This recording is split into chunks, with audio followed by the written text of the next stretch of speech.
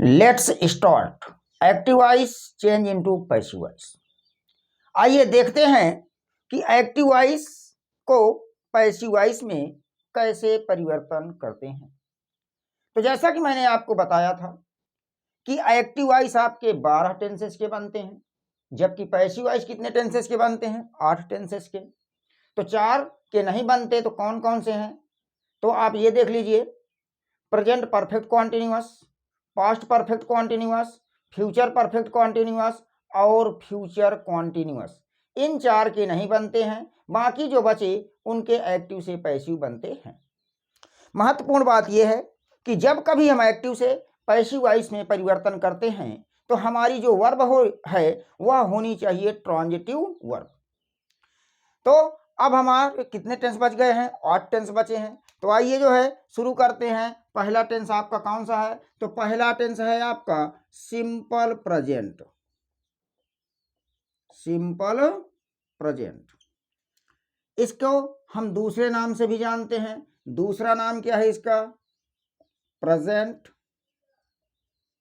Indefinite. Present indefinite tense. तो चाहे इनको आप जो है सिंपल प्रेजेंट कह लीजिए और चाहे तो प्रेजेंट इंडेफिनिट टेंस कह लीजिए। आइए शुरू करते हैं। तो सबसे पहले आप ये जानिए कि एक्टिव वॉइस का जो फॉर्मेट होगा वह उसी फॉर्मेट पे होना चाहिए और एक्टिव वॉइस जिस सेंस में होगा वह उसी सेंस पे होना चाहिए। तो जैसा कि हम जानते हैं पहला सेंटेंस हमारा कौन सा होता है? असर्टिव।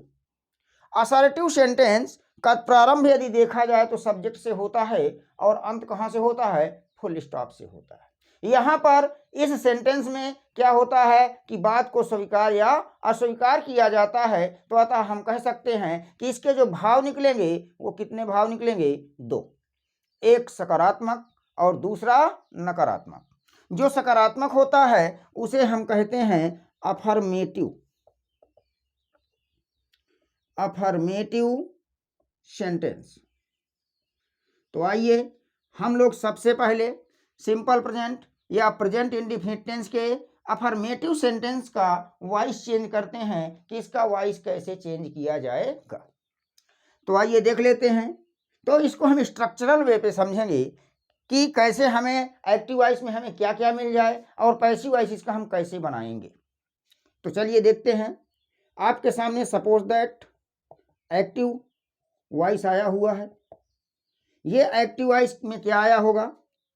सबसे पहले आपको मिलेगा सब्जेक्ट, सब्जेक्ट के बाद मिलेगा वर्ब और वर्ब के बाद मिलेगा ऑब्जेक्ट। ज़्यादातर इन्हीं 3 पर डिपेंड होता है आपका वॉइस। कभी कभी अदर वर्ड भी आ जाता है, तो जहां आएगा वहां पर हम आपको दिखाएंगे कि अदर वर्ड को कहां रखेंगे।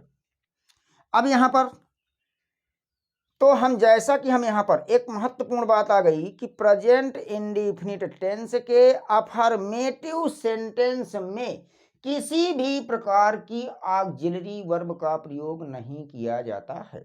जैसा कि मैं आपको बता दूं कि सिंपल प्रेजेंट में देखा जाए तो ऑक्सिलरी वर्ब के रूप में कार्य करता है डू या डज।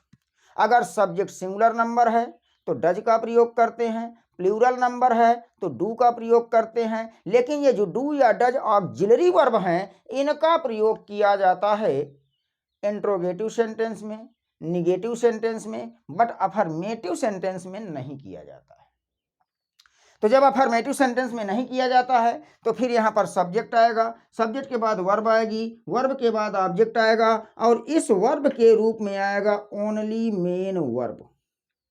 अब मेन वर्ब आएगा तो जैसा कि मैं आपको बता दूं कि अगर V1 मिल रहा है तो ये प्लूरल होती है। अगर V5 मिल रहा है जिसे हम कहते हैं V1 प्लस यस या ES तो ये आपका क्या होती है? सिंगुलर वर्ब होती है।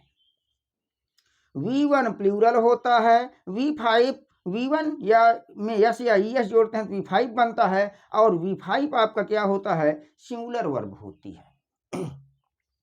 अब आपका सब्जेक्ट अगर सिंगुलर है तो यहाँ V5 मिल जाएगा, और अगर सब्जेक्ट आपका क्या है, प्लूरल है, तो यहाँ पर V1 मिल जाएगा। तो हम ये कह सकते हैं कि यहाँ वर्ब के रूप में कहाँ पर देखा जाए तो अफर्मेटिव सेंटेंस में सब्जेक्ट आएगा, सब्जेक्ट के बाद आपका V1 या V5 आएगा, उसके बाद आपका आ जाएगा ऑब्जेक्ट।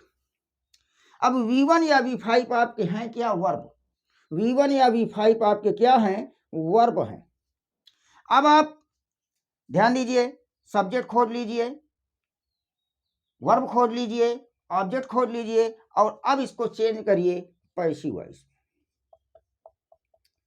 तो जब इसका आप पैसिव बनाओगे तो पीछे कुछ महत्वपूर्ण पॉइंट दिए गए थे कि सबसे पहले आप एक्टिव वॉइस के ऑब्जेक्ट को खोजिए और उसको बनाइए पैसिव वॉइस का सब्जेक्ट। तो यहाँ पर एक्टिव वॉइस के ऑब्जेक्ट को हमने क्या बना दिया, सब्जेक्ट।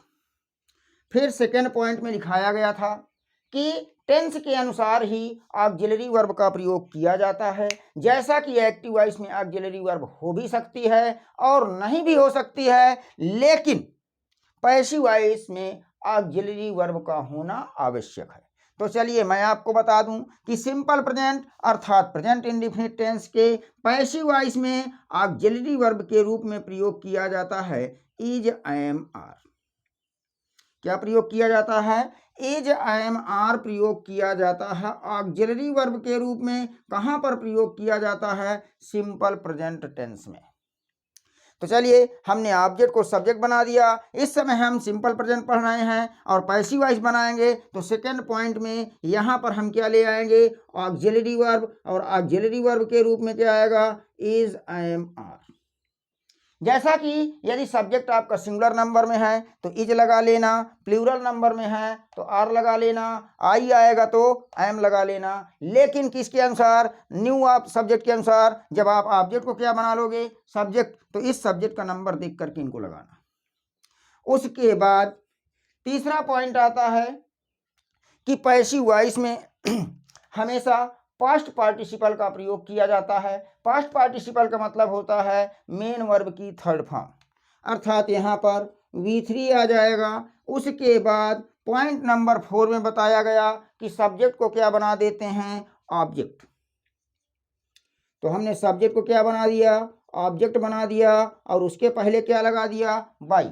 वैसे आने के लिए तो ढेर सारे प्रीपोजिशन आते हैं ऑब्जेक्ट के पहले, बट वहाँ पर किसी न किसी प्रकार की कंडीशन लगी होती है। तो ऐसी स्थिति में हमको करना क्या है कि प्रायः हम बाई लगाते हैं। तो जैसे ही हमने सब्जेक्ट को क्या बनाया, ऑब्जेक्ट, उसके पहले लगा दिया बाई। इस प्रकार से हमारा जो है पैसिव वॉइस बन जाएगा। तो चलिए जो है देख लेते हैं कि कैसे जो है एक्टिव से पैसिव वॉइस में परिवर्तन करते हैं। तो नियम आपके सामने आ चुके हैं। जैसे कह दिया जाए, Mohan writes a letter. Mohan writes a letter. अब कहा इसका पैसिव वॉइस बनाना है। तो देखिए भाई, जल्दबाजी नहीं करना है, एक एक चीज को इंडिकेट कीजिए, और इंडिकेट करने के बाद आप जो है पैसिव वॉइस बनाएंगे तो कभी गलती नहीं होगी, और स्पीड तो अपने आप बन जाएगी जब आपको इंग्लिश समझ में आने लग जाएगी। तो चलिए देखा जाए तो मोहन क्या है, सब्जेक्ट, राइट्स क्या है, V5, लेटर क्या है, ऑब्जेक्ट। तो हमने देखा सब्जेक्ट मिला, V5 मिला, ऑब्जेक्ट मिला। देख लो, सब्जेक्ट, V5, ऑब्जेक्ट कहाँ चला गया, सिंपल प्रेजेंट। अब हमें ये हमारा एक्टिव में लिखा हुआ है, हमें बनाना क्या है, पैसिव बनाना है। तो सबसे पहले ऑब्जेक्ट को क्या बनाइए, सब्जेक्ट। क्या बन के आएगा, आ लेटर बन गया। उसके बाद ऑक्सिलरी वर्ब लाएंगे। तो नए सब्जेक्ट के अनुसार लेटर सिंगुलर में है, क्या आ जाएगा, इज। फिर क्या लाएंगे, V3। तो राइट का थर्ड फॉर्म क्या होता है, written. A letter is written. उसके बाद सब्जेक्ट को क्या बनाएंगे, ऑब्जेक्ट। तो मोहन नाम है, नाम का ऑब्जेक्ट नाम ही होता है, तो क्या लिख दिया जाएगा, उसके पहले बाई लगाते हुए, बाई मोहन। ठीक है, चलिए नेक्स्ट देख लेते हैं। जैसे कह दिया जाए, ही टेल्स अ लाई। ये एक सेंटेंस आया हुआ है। तो चलिए ही आपका क्या हो गया सब्जेक्ट, टेल्स क्या हो गया V5, अलाई क्या हो गया ऑब्जेक्ट। बनाइए भाई, कैसे बनेगा जरा थोड़ा सा सोचिए। एक्टिव आपके सामने आ गया है, यदि इसका पैसिव बनाना है तो इसका पैसिव हम कैसे बनाएंगे। तो आइए ऑब्जेक्ट को बनाइए। सब्जेक्ट क्या बनेगा अलाई, यह एक्टिव है पैसिव। अलाई, अलाई में सिंगुलर है, क्या आ जाएगा इज। उसके बाद टेल का थर्ड फॉर्म क्या हो जाएगा टोल्ड। A lie is told. ही का ऑब्जेक्ट क्या होता है हिम, तो क्या हो जाएगा बाई हिम। ये बन गया आपका पैसिव वॉइस। चलिए नेक्स्ट सेंटेंस देखते हैं। नेक्स्ट क्या कह रहा है, she speaks the truth. She speaks the truth active voice में रखा हुआ है, इसका पैसिव बनाना है। तो देखिए भाई कैसे बनेगा इसका पैसिव वॉइस, थोड़ा सा सोचिए। मैंने कहा कि हर एक चीज को पहले इंडिकेट कर लीजिए कि यहाँ पर सब्जेक्ट कौन है, वर्ब कौन है, अगर वर्ब है तो वर्ब की कौन सी फॉर्म है, उसके बाद ऑब्जेक्ट क्या है। इस प्रकार से यदि आप बनाएंगे तो बनता हुआ चला जाएगा। तो चलिए देखते हैं, ये क्या है सब्जेक्ट, ये क्या है V5, ये क्या है ऑब्जेक्ट।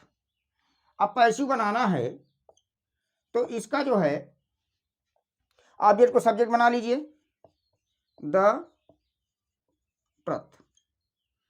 ट्रुथ सिंगुलर नंबर में है, क्या लगाएंगे इस। स्पीक का थर्ड फॉर्म क्या हो जाएगा स्पोकन। सी का ऑब्जेक्ट क्या होगा हर, उसके पहले क्या लगाएंगे बाई, बाई हर।